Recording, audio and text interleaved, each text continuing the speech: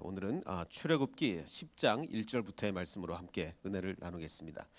10장 1절을 보면 우리가 지금 그 매일 성경 큐티 본문으로 계속 말씀을 전하고 있는데요. 지난번까지 그 우박의 재앙, 그 오늘 아침이죠. 오늘 아침 본문이 우박 재앙까지 했었고, 오늘은 이제 그 다음의 이야기입니다. 10장 1절에 보면 여호와께서 모세에게 이르시되 바로에게로 들어가라. 내가 그의 마음과 그의 신하들의 마음을 완강하게 함은, 계속 반복되는 얘기지만 옛날 성경은 우리가 강팍하게 함은이라고 되어 있는데, 이제 완강이라고 개역 개정판은 번역을 했습니다. 완강하게 함은 나의 표징을, 나의 기적을 그들 중에 보이기 위함이다. 자, 이게 무슨 말이냐? 그 하나님이 사실은 제가 거듭 말씀드리지만 그 처음부터 마다들을 죽이는 기적을 처음부터 행했으면 사실은 애굽은 뭐 10개까지 갈 필요도 없이 맨 처음부터 그냥 바로 항복을 했습니다. 자기 아들을 죽이는데 거기에 저항할 수 있는 왕이 어디 있겠습니까? 뭐 처음부터 열 번째 재앙을 했으면 바로 항복을 했을 텐데, 이게 피해가 좀 적은 것부터 차례 해서 맨 마지막에 그 기적을 행하시는 이유는 내가 이 모든 것을 할 수 있는, 나는 나일강도 피로 바꿀 수 있고, 나는 개구리도 불러올 수 있고, 흙먼지도 이로 바꿀 수 있고, 이런 어마어마한 하나님이라는 것을 다 보여주기 위함이다라는 것을 이렇게 말씀을 하고 있는 겁니다. 그래서 10가지 재앙, 10번째 재앙까지 채우려는 목적이 있는 거죠, 하나님께서는. 그래서 몇 가지 하다가 이렇게 애굽이 항복하는 걸 원하시는 게 아니라 끝까지 채우기를 원하시는 겁니다. 그래서 그 당시에 애굽이라는 건 사실 초강대국 아닙니까? 사실 이 혹시 뭐 그 이집트에 가보신 분이 계신지 모르겠, 저는 못 가봤지만 이 피라미드라는 건 뭐 지금 생각을 해봐도 어마어마한 거 아니겠습니까? 근데 그 몇천 년 전에 이거를 만들었다는 건 정말 상상을 초월하는 건데, 이 초강대국 애굽 사람들의 신이 최고가 아니고 정말 놀랍게도 노예의 신 여호와 하나님이 참된 신이라는 것을 10가지 재앙을 통해서 다 보여주겠다. 내가 나는 모든 것을 행할 수 있는 신이다라는 것을 보여주기 위함이다라고 이렇게 하나님은 말씀하고 있습니다. 그래서 이제 그 맨 마지막 10번째고 그 9번째 재앙이 뭡니까? 우리 다음번에 하겠지만 9번째 재앙은 흑암이죠. 흑암. 온 세상을 태양빛을 어둡게 만드는 겁니다. 이 재앙이 왜 중요하냐면, 그때 당시 애굽의 수많은 신들 중에서, 애굽 사람들 많은 신을 섬기고 있었는데, 수많은 신들 중에서 최고의 신이 뭡니까?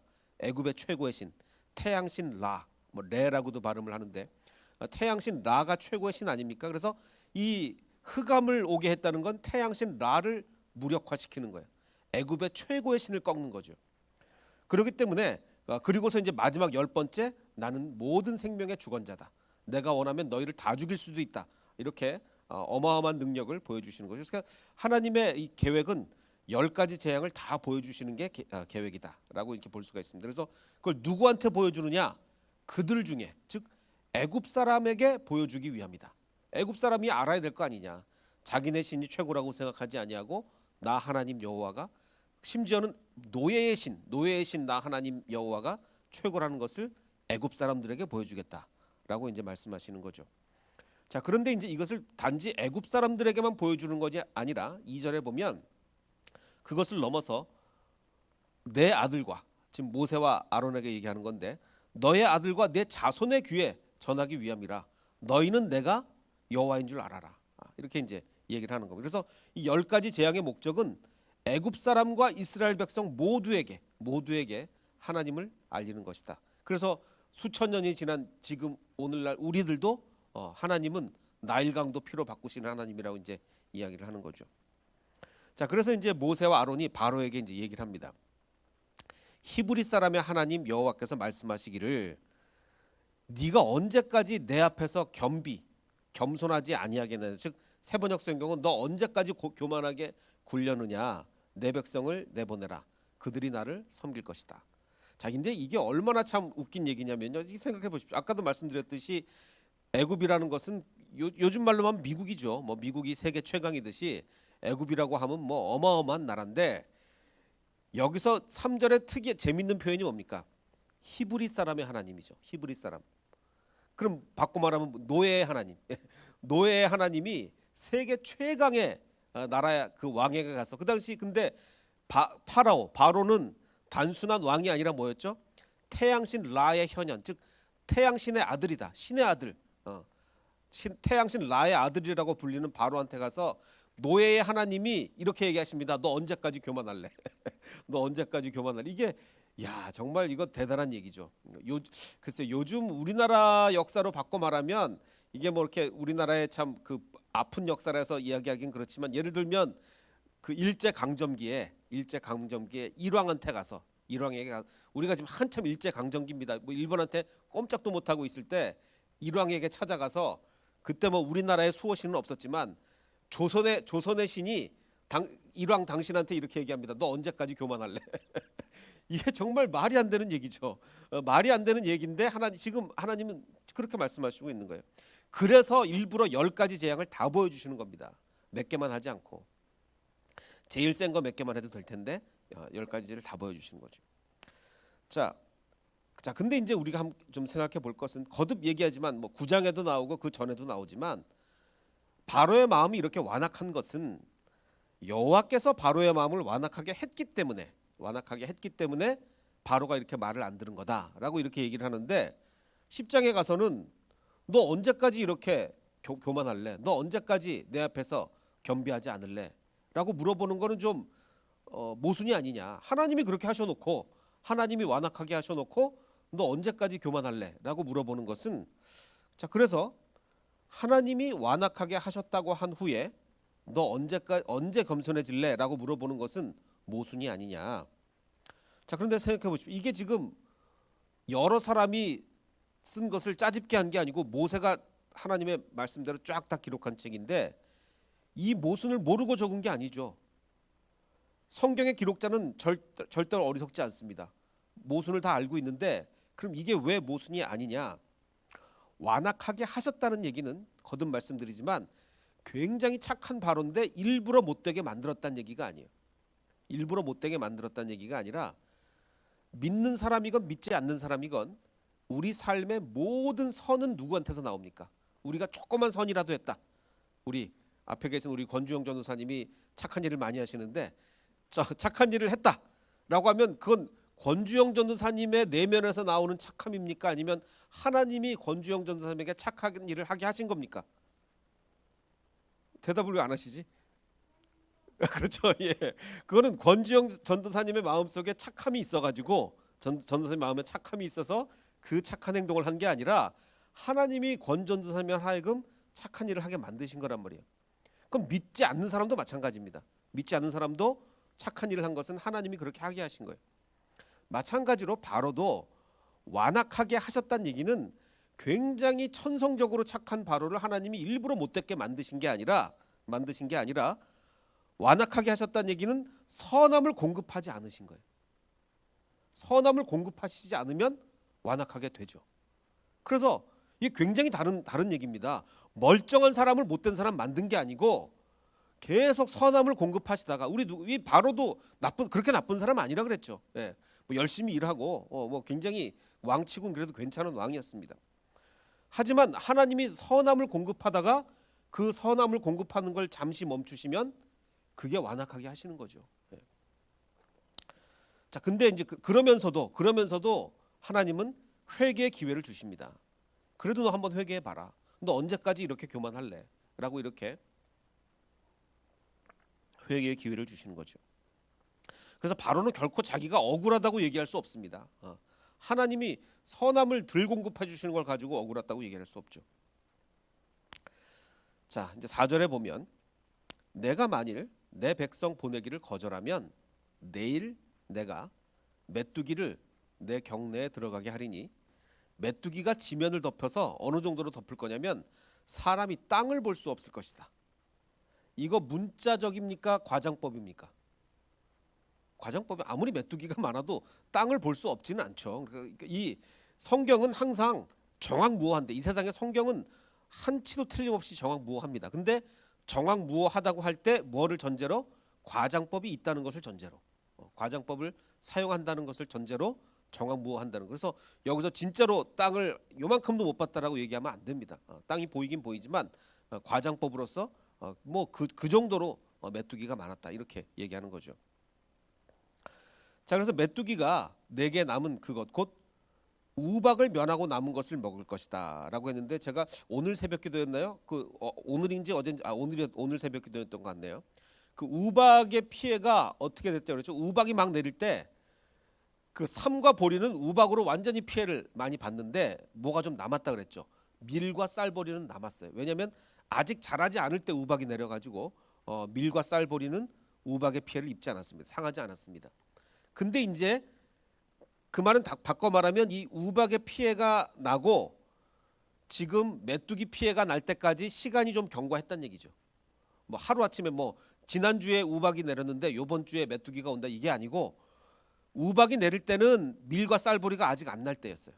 근데 메뚜기가 올 때는 언제입니까? 이제 밀과 쌀보리까지 싹 먹어치워야 되니까 시간이 조금 경과했다고 이렇게 볼 수가 있습니다. 그래서 지금 말씀드리는 것은 우박을 면하고 남은 것까지 이제는 메뚜기가 싹 먹어치울 거다 이렇게 이제 얘기를 합니다. 근데 이제 우리가 여태까지 이제 이 뭐 신앙생활 하시면서 애굽의 이 메뚜기 얘기를 뭐 수도 없이 얘기를 많이 들으셨을 텐데 여태까지는 사실 뭐 그냥 그런가 보다 막연하게 좀 생각을 했죠. 메뚜기가 뭐 왔나 보다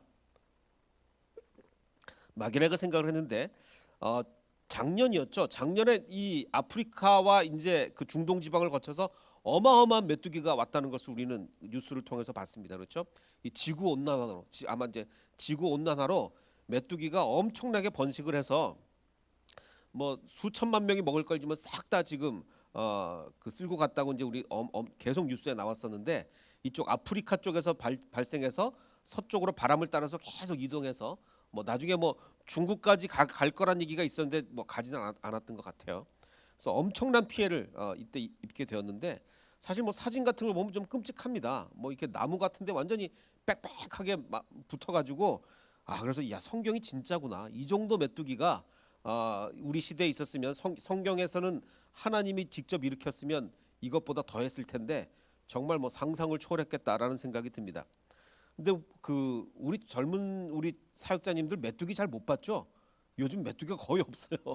옛날엔 그래도 메뚜기가 좀 있었는데 요즘은 거의 메뚜기 찾아보기가 어려운데 메뚜기가 글쎄 봤으면 잘 알 텐데 한국 메뚜기처럼 이렇게 귀엽지가 않습니다.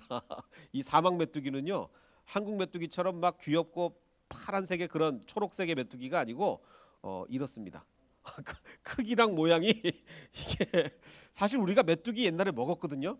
메뚜기 먹어봤어요? 저는 메뚜기 먹었는데 옛날에 그 메뚜기 튀겨 먹으면 굉장히 맛있습니다. 근데 그 먹을만해요. 굉장히 먹을만한데 자 이거는 먹으라 그러면 사실 이게 먹기가 사실 좀 쉽지가 않겠죠. 근데 사실 이제 굉장히 문제가 됐었어요. 왜냐하면 이제 워낙 메뚜기가 수천만 명이 먹을 거를 싹 다 완전히 그야말로 메뚜기 떼처럼 쓸고 지나가니까 그럼 도대체 이거 어떻게 할 거냐? 그럼 아예 메뚜기를 먹자는 얘기가 나왔어요.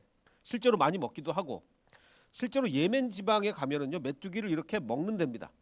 메뚜기를 굽거나 튀겨서 이렇게 빵에 싸서 먹기도 하고 이렇게 이제 시장에 가면 팔기도 한대요. 근데 지금 이렇게 막 몰려다니는 지금 엄청나게 증식된 메뚜기는 먹을 수가 없습니다.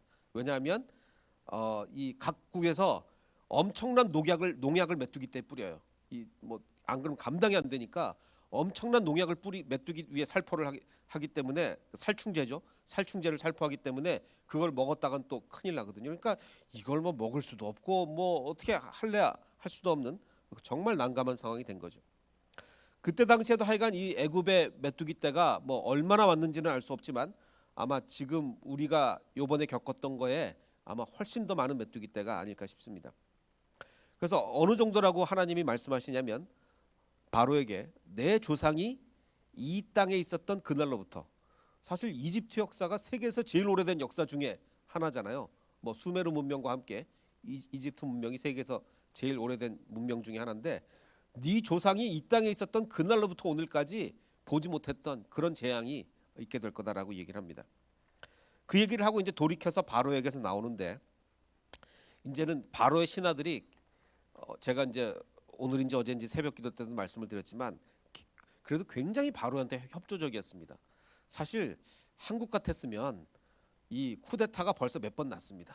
바로가 이 정도로 하나님이 막 내리치시는데도 이 정도로 버티면 한국 같으면 쿠데타가 한 서너 번은 났겠죠. 근데 이 바로는 그래도 이 신하들과 국민들한테 신임을 얻었던 왕인 것 같아요. 이게 쿠데타도 안 일어나고 기껏 지금 신하들이 한다는 게 건의를 합니다. 뭐라고 건의를 하냐면 바로의 신하들이 그에게 말하되 아니 왕이시여 어느 때까지 이 사람이 우리의 함정이 이 바로 이 모세가 언제까지 우리의 함정이 되겠습니까? 보냅시다. 이스라엘 백성을 보내서 그들의 하나님 여호와를 섬기게 합시다. 이거 다 죽겠습니다. 왕은 아직도 애굽이 망한 줄을 모르십니까? 이거 사실 우리 망했습니다. 이게 지금 펀치를 지금 8번 맞고 있습니다. 8번. 지금 이제 여덟 번째가 되죠. 7번 맞았고 이제 8번째 될 텐데 지금 이 사람 얘기가 우리 조상 때부터 지금까지 이런 일이 없었을 거라 그러는데 이거 우리 망한 겁니다. 이거 보냅시다라고 이제 신하들이 드디어 이제 건의를 하게 됩니다. 자, 그러자 이제 모세와 아론에게 그 바로가 이제 건의를 듣고 보니 그 말이 되는 얘기잖아요. 그래서 그럼 모세랑 아론한테 얘기를 좀 해봐야 되겠다. 그래서 모세와 아론을 부릅니다. 불러서 이제 얘기를 하는데, 자 그러면 니네가 자꾸 나간다 그러는데 가서 너희의 하나님 여호와를 섬겨라. 근데 갈 자가 누구냐? 이제 다 나간다고 생각을 못한 거예요. 다 나간다고 생각을 못하고 누가 나갈 거냐? 그러자 모세가 아니 우리가 여호와 하나님 앞에서 절기를 지켜야 됩니다. 예배해야 됩니다. 제사를 드려야 됩니다. 그런데 누구는 가고 누구는 안 갈 수가 있겠습니까? 우리가 남녀노소와 심지어는 양과 소까지 싹 다 데리고 가겠습니다. 라고 이렇게 얘기를 합니다. 그러자 바로가 이렇게 얘기합니다. 내가 너희와 너희 어린이들을 애들까지 내가 같이 보내면 지금 바로의 머릿속에는 애들을 남겨두고 어른만 보내면 갔다가 당연히 다시 오죠. 어떻게 애들만 남겨놓고 가겠습니까? 그러니까 애들을 남겨놓고 가면 다시 돌아올 텐데 싹 다 데리고 가겠다는 얘기는 안 오겠다는 얘기죠. 그러니까 내가 너희와 너희의 어린 아이들을 같이 다 보내면 자 이제 문제는 여기서부터 히브리 원문의 해석이 너무너무 어렵습니다. 이 다음 이야기가. 그래서 성경의 여러 번역들 뭐 영어니 한글이니 뭐 온갖 번역들을 다 참고해봐도 번역이 다 다르고 뭐 정말 번역하기가 어려운 구절이에요. 뜻은 대충 알겠는데 뭐라고 얘기하냐면 여호와가 너희와 함께 함 같으리. 이게 근데 한국말 번역이 무슨 얘기인지 모르겠어요. 그러니까 보십시오. 내가 잘 생각해 보십시오. 내가 너와 함께 어른들과 함께 애들을 다 보내면 여호와가 너희와 함께 함 같으리니. 근데 요것만 딱 있으면 오히려 이해가 가고 그러면 하나님이 역사하셔서 애들도 다 나가게 하셨다. 그 얘기구나라고 생각할 수 있겠는데 그 다음 얘기까지 합해보면 얘기가 이상해집니다. 보라, 그것이 너희에게는 나쁜 것이라. 이게 도대체 무슨 얘기인지 굉장히 해석하기가 어려워요. 그래서 뭐 결론은 사실 뻔합니다. 결론은 애들까지는 안 보내겠다 이제 그런 뜻인 것 같긴 한데 도대체 이 두 구절을 그래서 뭐 NIV 다르고 킹제임스 버전 다르고 새 번역 다르고 뭐 온갖 번역마다 얘기가 다 다릅니다. 근데 이제 제가 이제 잘 살펴보면 여러 가지 번역 중에 그래도 여러 가지 정황과 제일 맞고 상식적으로 제일 맞고 하는 것이 저는 New King James Version, 킹 제임스 버전 중에도 새롭게 번역된 그 New King James 버전이 제일 나은 것 같은데, 그러니까 사실 원문이 워낙 번역하기가 어렵기 때문에 이것은 뭐 문맥을 통해서 해석할 수밖에 없어요. 이제 추정할 수밖에 없죠. 그래서 New King James 버전의 해석은 바로 이렇습니다. 이걸 한글로 대충 이제 뜻을 살려보면 어린애들까지 광야로 내보내면 위험하지 않냐. 이제 사막인데 지금 애들을 어떻게 데리고 가겠다는 얘기냐. 만약에 네 말대로 애들까지 다 보내야 되면 워낙 위험한 곳으로 보내기 때문에 진짜로 니네 신이 니네랑 함께 해야 될 거다. 안 그러면 너무 위험해질 거다. 이런 식으로 이제 뉴 킹 제임스 버전은 번역을 한 거죠. 근데 여러 가지 뭐 앞뒤 문맥이니 정확이니 상식으로 이렇게 다 볼 때 이 번역이 제가 볼 때는 가장 합당한 번역이 아닌가. 다시 말씀드리면 뭐 애들까지 같이 가겠다고? 야 거기 사막에 애를 데리고 가는 게 얼마나 위험하냐. 애까지 같이 데리고 가면 아마 니네 신이 진짜로 니네와 함께 있어야 될 거다. 안 그러면 니네 큰일 날 거다. 뭐 그런 식으로 합당하게 이제 번역을 할 수 있을 것 같습니다. 그러니 그렇게 하지 말고 장정만 가라. 장정만 가라. 이게 이제 얘기가 싹 앞뒤가 이제 맞아지잖아요, 그렇죠? 자 그렇게 하지 말고 장정만 가라. 이것이 니네가 구하는 거다. 괜히 애들 데리고 갔다가 다 위험에 처하고 그런 게 아니라 어른들 가서 예배 드리고 오는 게 니네가 지금 원하는 거 아니냐 이렇게 얘기를 하는 거죠. 그리고서 바로 앞에서 쫓겨났습니다. 쫓겨났다는 얘기는 애들까지 데리고 가는 걸 이제 거절당했다는 얘기죠. 자, 그러자 이제 쫓겨난 모세와 아론은 메뚜기를 불러들입니다. 모세가 애굽 땅 위에 그 지팡이를 들매 여호와께서 동풍을 일으켜서 메뚜기를 불러들이게 됩니다. 자, 그럼 이제 동풍이다. 그럼 두 가지 의미가 있습니다. 동쪽에서 부르는 바람이란 얘기인지 동쪽으로 부르는 바람이란 얘기인지 이게 정반대잖아요, 방향이. 동쪽에서 분다는 얘기인지 동쪽으로 분다는 얘기인지 방향은 정반대인데 이 경우에는 첫 번째 즉 동쪽에서일 가능성이 거의 100%입니다. 왜냐하면 그 뒤에 나중에 그러니까 동풍으로 메뚜기 떼를 불러들이셨다는 얘기인데 나중에 메뚜기를 물르실 때 뭐라고 얘기를 하냐면 서풍을 불게 하사 홍해 바다에 메뚜기를 몰아넣으셨대요. 그럼 애굽의 지도를 보면 애굽이 지금 여기 있는데 이거를 홍해 바다에 몰아넣으려면 서쪽에서 부는 바람을 해야 홍해 바다로 갈 거 아닙니까? 그렇죠? 그러면 아까 말한 동풍이란 얘기는 동쪽에서 불어오는 방향이 돼야 되는 거죠. 뭐 중요한 건 아니지만 그렇다는 얘기입니다. 자, 근데 이렇게 되면 뭐랑 다르냐면 자연의 어떤 일반적인 지금 공기 흐름과 다른 거예요. 지금 아까 얘기했듯이 이 뭡니까? 그 메뚜기 떼가 지금 이 서쪽으로 바람을 따라 서쪽으로 이렇게 이동을 하잖아요. 근데 지금은 하나님은 동쪽에서 바람을 일으키셔서 메뚜기 떼를 불러왔다는 얘기니까 일반적인 자연 현상과 반대를 일으키신 거죠. 자, 그래서 이제 메뚜기 떼가 아까 말씀드린 대로 우박 피해를 입지 않고 남아 있던 곡식들을 다 먹어버렸어요. 다 먹어버리고 그러자 이제 바로가 큰일 났습니다. 아니 그래도 우박이 내렸을 때는 아직은 희망이 있었어요. 남아 있는 그 작물들이 있었으니까. 근데 이제는 남은 작물마저 다 메뚜기 떼가 먹었으니까 이제는 그야말로 항복할 수밖에 없는 겁니다. 그래서 바로가 모세와 아론을 급히 부릅니다. 급히 불러 이르되 그래 이제 인정하겠다. 내가 너희의 하나님 여호와와 너희에게 죄를 졌다. 그리고 바라건대 이번만 나의 죄를 한 번만 우리도 그런 표현 쓰자. 한 번만 용서해달라. 한 번만. 이번만 나의 죄를 용서하고. 이게 굉장히 굴욕적인 거. 아까도 말씀드렸잖아요. 우리 일제 강점기에 가서 조선의 신이 당신 일왕에게 너 왜 이렇게 교만하냐라고 합니다. 이 정도는 말이 안 되는 상황인데 지금 마치 일왕이 한국의 신에게 한 번만 용서해달라 이런 것처럼 비슷한 거예요. 이번만 나의 죄를 용서하고 여호와께 구하여 이 죽음만은 이제 죽게 생겼으니까 죽음만은 내게서 떠나게 하라라고 이야기합니다. 요 앞에 그 우박 재앙과 비교해 보면 이때도 회개하는 척하긴 했는데 강도를 한번 보시죠. 강도를. 요 앞에 우박 재앙일 때는 이번은 내가 범죄하였노라 여호와는 의로우시고 나와 나의 백성은 악하도다. 어느 게 더 강해 보입니까? 자, 이번은 내가 범죄했다라는 것과 한 번만 용서해달라는 거 어느 게 더 강합니까? 한 번만 용서해달라가 더 강하잖아요. 이번은 내가 범죄했다는 얘기는 여태까지는 내가 안 그랬는데 그래 이번은 내가 뭐 잘못했다고 치자 뭐 이런 분위기인데 이제는 완전히 더 뭐 모든 곡식이 다 없어졌으니까 이제 한 번만 용서해달라 이런 식으로 이제 이렇게 나온 그러니까 그 회개의 강도가 더 강해지는 겁니다. 뭐 완전한 회개는 아니지만 그가 바로에게 나가서 여호와께 구하매 여호와께서 돌이켜 강렬 이번 아까 말씀드린 서풍 서쪽에서 불어오는 바람을 불게 하사 홍해 바다에 다 메뚜기 떼를 몰아넣으십니다. 그래서 애굽 온 땅에 메뚜기가 하나도 남지 아니야. 뭐 이것도 과장이겠죠. 애굽의 그 넓은 땅에 메뚜기가 어떻게 한 마리도 없겠습니까? 예. 하나도 어쨌든 뭐 하나도 남지 아니하니라. 그러나 여호와께서 바로의 마음을 완악하게 하셨으므로 이스라엘 자손을 자 근데 아까 그렇게 한 번만 용서해 달라고 하다가 다시 또 바뀝니다. 이번에 또 안 내보내겠다. 또 마음이 바뀌는 거예요.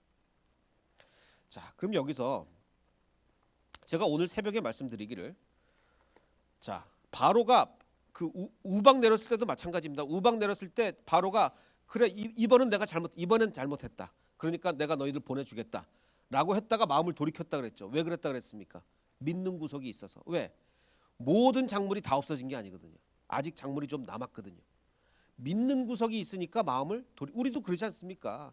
우리도 맨날 뭐 하나님께 뭐 회개합니다, 잘못했습니다 그랬다가도 늘 뭐 우리가 뭐 돈이 좀 있든가 뭐가 있든가 믿는 구석이 있으면 다시 제자리로 돌아옵니다. 언제 항복하죠? 완전히 믿는 구석 없이 완전히 코너에 물려서 도저히 어쩔 수 없을 때 우리 항복하는 거지, 믿는 구석이 있으면 우리는 완전히 항복 안 합니다. 우리가 안 그런데 바로가 하겠습니까? 자, 우박 재앙까지는 믿는 구석이라도 있었습니다. 그래서 회개한다고 했다가 다시 돌이켰죠. 자, 근데 지금 문제는 그럼 이제는 믿는 구석도 없어요. 이제는 뭡니까? 남은 작물마저 다 없어졌어요. 우박 때 남은 거를 메뚜기가 다 썰어 갔다 했습니다. 자, 그러면 이제는 완전히 항복할 수밖에 없는데 왜 항복을 안 하느냐? 그 이유가 있습니다. 그 이유는 선택받지 못한 자의 특징이죠. 제가 요즘 창세기 강의하면서 선택이 얼마나 우리의 삶을 좌우하느냐. 선택받은 자와 선택받지 못한 자는 완전히 다릅니다. 어떻게 다릅니까? 선택받지 못한 자는 완전히 항복할 수밖에 없는 상황인데도 항복을 안 해요. 근데 우리는 뭐가 다릅니까? 그나마 우리 선택받은 자들은요, 믿는 구석마저 없어지면 항복합니다. 여러분 그렇지 않습니까? 정말 끝까지 버티다가 그래도 내 통장에 그래도 잔고가 뭐 20만 원 30만 원이라도 남아있으면 버티다가 0 되면 뭐 완전히 항복해야지. 어떡할 겁니까? 내 모든 인간관계 다 무너지고 뭐 건강도 잃어버리고 완전히 다 없어지면 항복해야지. 어떡할 거예요? 그런데 선택받지 못한 자들은요, 그 상황까지 가도 항복을 안 한다니까요. 그 상황까지 가도. 이게 다른 겁니다. 이게 다른 거예요. 그래서 어떻게 보면 오늘의 결론은 이겁니다. 회개조차 하나님의 은혜다. 회개조차. 내가 궁지에 몰렸습니다. 정말 내가 잃을 수 있는 거 다 잃었습니다. 정말 이제 남은 거 하나도 없습니다. 그래서 이제 주님께 항복합니다. 이거 내가 한 것 같습니까? 아니요. 이것조차도 하나님의 은혜인 거예요. 회개조차도 하나님이 하게 해주지 않으면 우리는 회개도 못합니다. 회개도 못해요. 그러니까 회개할 때도 내가 회개할 수 있으니 얼마나 은혜인가 라고 고백을 해야 됩니다. 고백을. 아까 이게 강팍하게 하는 것, 즉 완악하게 하는 것에 같은 의미예요. 제가 아까 뭐라고 말씀드렸습니까? 하나님이 멀쩡한 바로를 일부러 못되게 한 게 아니라, 멀쩡한 바로를 정말 일부러 못되게 한 게 아니라 계속 선함을 우리 모두에게, 여기 계신 우리 사역자들과 인터넷으로 예배하는 분, 저를 포함해서 모두에게 선함을 공급해 주시다가 그거를 잠시 멈추시면 어떻게 되는 겁니까? 그게 완악하게 하는 거예요. 그게 완악하게. 마찬가지로 회개조차도 하나님이 회개를 시키셔야 회개가 되는 거지 저절로 회개가 안 되는 겁니다. 아무리 궁지에 몰리고 모든 걸 다 잃었다고 회개되는 게 아니에요. 그러니까 오늘 말씀의 결론은 회개조차 하나님의 은혜다. 회개조차. 그러니 우리가 잘못하고, 우리가 하루에도 얼마나 많은 잘못을 저지릅니까? 잘못하고 우리는 또 하루에 뭐 수십 번씩 회개해야죠. 회개할 때 우리가 정말 감사해야 됩니다. 회개조차 하나님의 은혜다. 주님이 회개시켜 주시지 않으면 나는 회개도 못한다. 자, 그러고 보면 우리가 감사해야 될 일이 얼마나 많습니까? 정말 날마다 우리가 잘못하고 회개할 때마다도 감사하는 거고, 우리 삶에는 사실 감사가 넘쳐날 수밖에 없는 것이죠. 그래서 오늘 마지막으로 이제 묵상하며 찬양하게 될 때 회개조차 하나님의 은혜구나 라는 것을 깊이 묵상하며 정말 주님께 두 손 두 발 다 들고, 하나님, 내가 주님께 항복합니다. 나를 받아주시옵소서 라고 고백하는 저와 여러분이 되시기를 주님의 이름으로 축원합니다. 그래서 우리 이 찬양, 우리 여호와의 유월절, 지극히 높은 주님의 지성소로 들어갑니다. 지성소로 들어가는 건요, 대제사장만 들어갈 수 있었습니다. 여기 회개하지 안 하고 들어갈 수가 없습니다. 회개 안 하고 들어가면 죽습니다. 그 두려운 마음으로 아버지 하나님, 내가 회개치 않고 지성소로 들어가면 내가 죽을 수밖에 없는데 그 회개조차 주님이 하게 해주셔서 할 수 있습니다. 아버지 하나님, 우리가 지금 많은 분들 지금 온라인으로 예배드리고 있는데 예배드리기 전에 우리는 회개하고 예배드려야 됩니다. 우리 지성소로 들어갈 때 하나님 만나는데 어떻게 회개하지 않고 하나님 만날 수 있습니까? 우리가 아무리 온라인으로 집에서 편하게 예배드린다 할지라도 어떻게 두렵고 떨리는 마음 없이 주님께 예배할 수 있겠습니까? 아버지 하나님, 지극히 높은 주님의 그 지성소로 내가 들어갑니다. 회개하는 마음으로 들어갑니다. 우리 고백하며 찬양하겠습니다.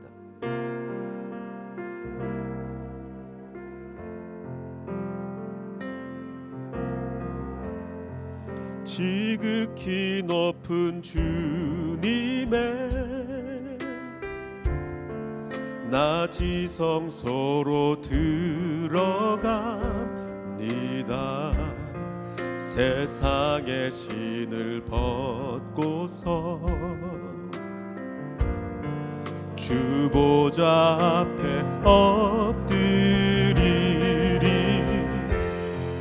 내 주를 향한 사랑과 그 신뢰가 사그러져 갈 때 하늘로부터 이곳에 장막이 덮이네.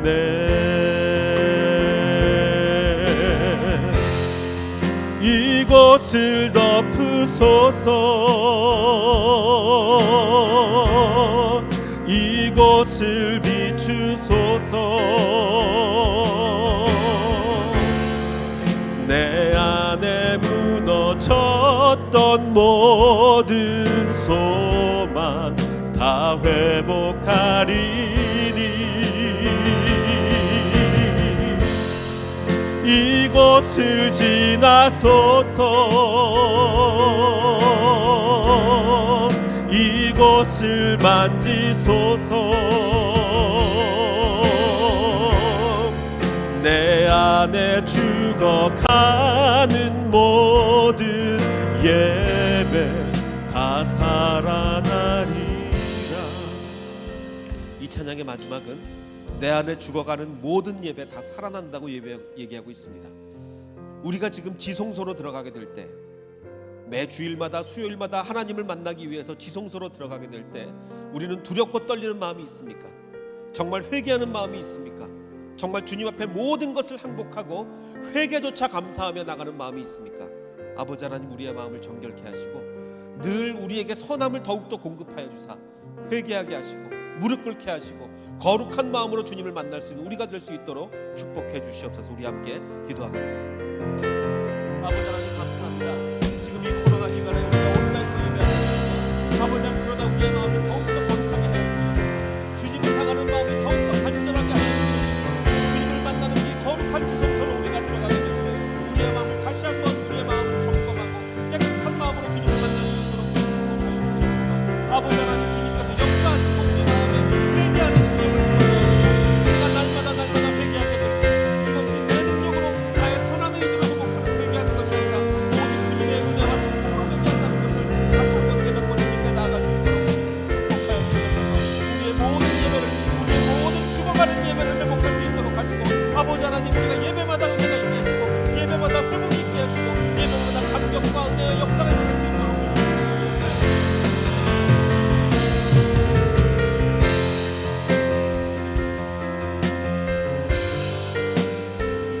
우리 다시 한번 기도하게 될 때 아버지 하나님, 우리 이렇게 기도하겠습니다. 아버지 하나님, 오늘 우리가 수요예배 드리기 전 나는 어떤 마음을 가지고 예배했습니까? 정말 두렵고 떨리는 마음을 가지고 예배했습니까? 그리고 지난 주일 우리가 온라인으로 예배하게 될 때 나는 어떤 마음으로 예배했습니까? 정말 두렵고 떨림으로 정말 주님 앞에 정말 간절한 마음으로 예배했습니까? 내 예배가 죽어가고 있지 않았습니까?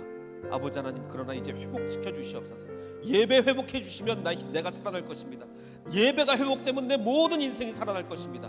아버지 하나님, 다시 한번 우리 잠깐 기도하게 될 때 나의 죽어가는 예배를 회복시켜 주시옵소서라고 우리 함께 기도하겠습니다. 아버지 하나님, 우리 한 세대 모든 살펴주시옵소서. 힘과 능력과 아버지 하나님 은혜를 주시며 축복을 함께 주시옵소서. 우리의 예배가 죽어가지 않도록 하여 주시옵소서. 예배가 살아나고 예배가 부흥하게 될 때 내 삶이 일어날 줄 믿습니다.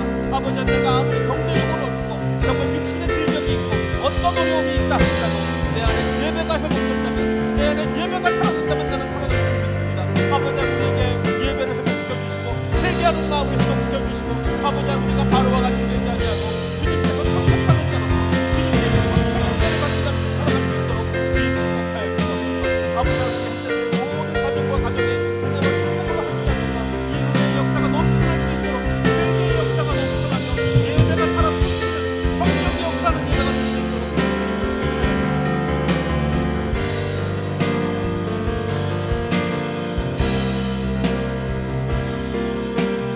마지막으로 다시 한번 이 찬양 마음을 모아 찬양하게 될 때 우리 찬양 한 구절 한 구절을 정말 간절하게 부르겠습니다. 아버지 하나님, 이제 내가 찬양 부르게 될 때 그저 건성으로 습관으로 찬양 부르지 아니하고 가사 하나하나를 묵상하며 정말 한순간 한순간이 은혜와 회개의 축복의 시간이 되게 해 주시옵소서.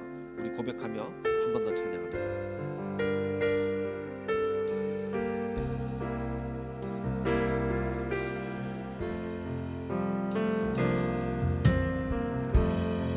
지극히 높은 주님의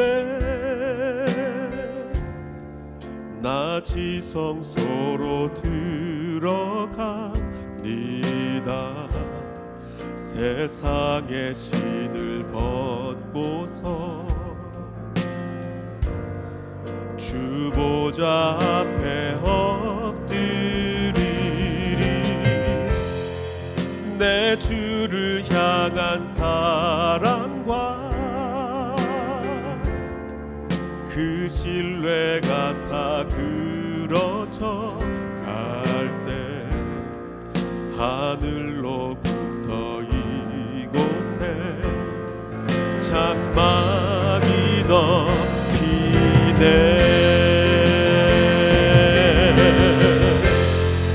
이곳을 덮으소서. 이곳을 비추소서. 내 안에 무너졌던 모든 소망 다 회복하리니 바로 이곳을 지나주시옵소서. 이곳을 지나소서. 이곳을 만지소서. 내 안에 죽어가는 모든 예배 다 살아나리. 이곳을 덮어주시옵소서. 이곳을 덮으소서. 이곳을 비추소서. 내 안에 묻어졌던 모든 소망 다 회복하리니.